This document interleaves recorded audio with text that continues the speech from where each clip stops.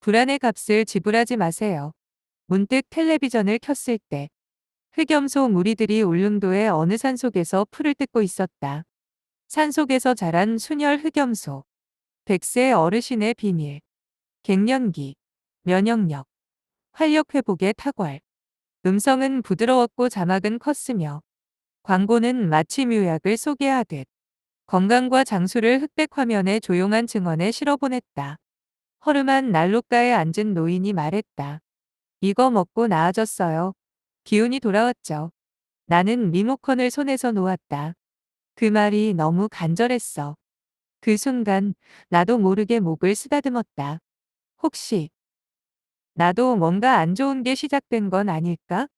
요즘 유난히 피곤한 건 계절 때문이 아니라 무언가 몸 안에서 잘못되고 있는 징조는 아닐까? 그렇다. 이 광고는 바로 그 틈을 파고든다. 이름하여 불안이라 불리는 그 연약하고 민감한 감정의 틈.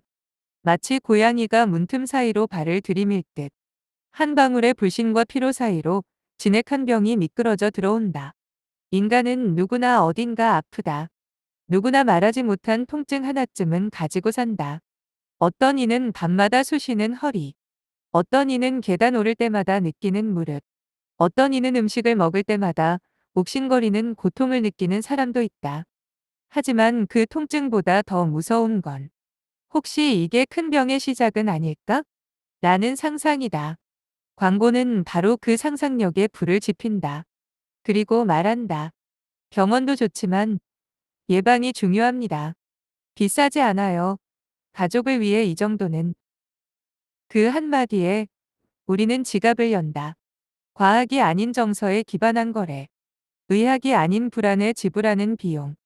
진짜 약은 왜 입에 쓰기만 할까? 우리는 쓴 약을 믿는다.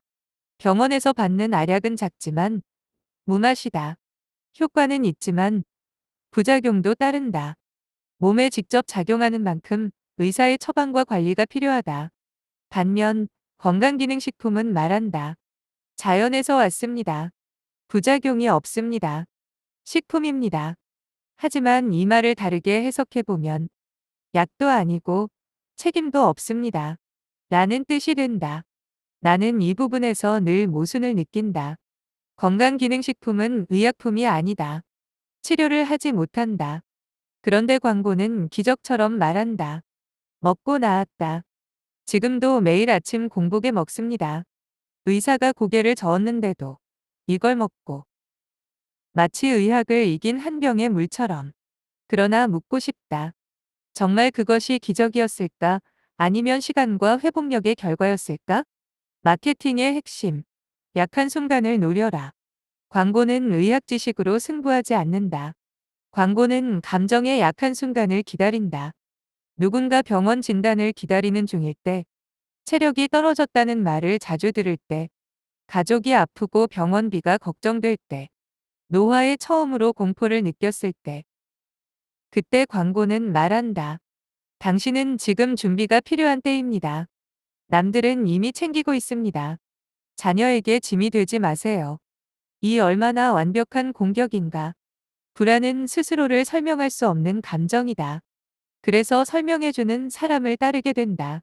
그게 의사가 아니라 광고라면? 그게 논문이 아니라 탤런트의 한마디라면? 우리의 소비는 순간의 감정에 의해 결정되고 합리적 판단은 늘 뒷순위로 밀려난다. 가격표가 붙은 위안. 나는 한동안 건강기능식품이라는 이름 아래 팔리는 위안들을 모아봤다.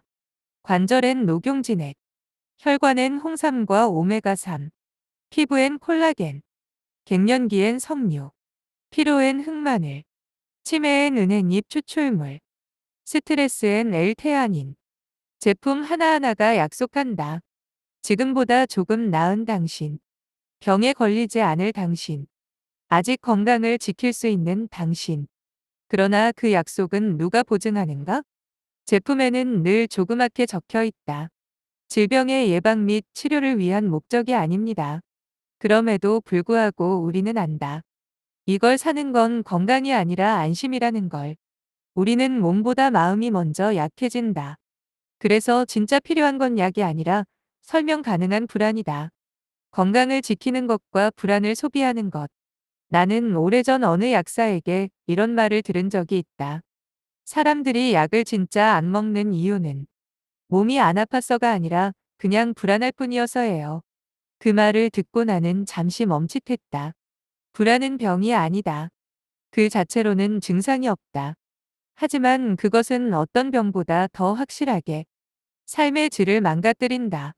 그리고 시장은 안다. 이 불안을 건강이라는 이름의 제품에 묶어 팔면 누구보다 빠르게 그리고 오래 팔 수 있다는 걸. 불안을 마주하는 법.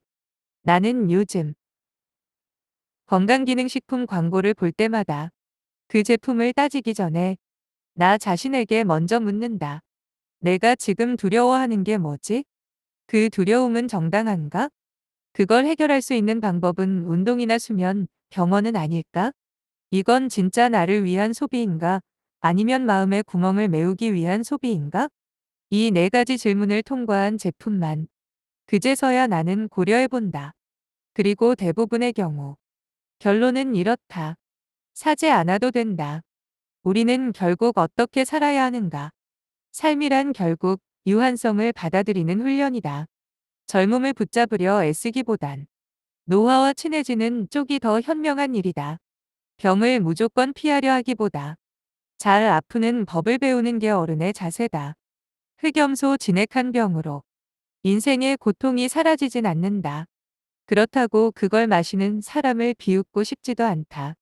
그만큼 절박한 것이고 그만큼 희망하고 있는 것이니까. 하지만 이 글을 읽는 당신만큼은 희망을 감정이 아니라 정보 위에 세우길 바란다. 왜냐하면 당신의 건강은 마케팅 문구보다 훨씬 진지한 문제이기 때문이다. 제하의 오늘 생각이었습니다.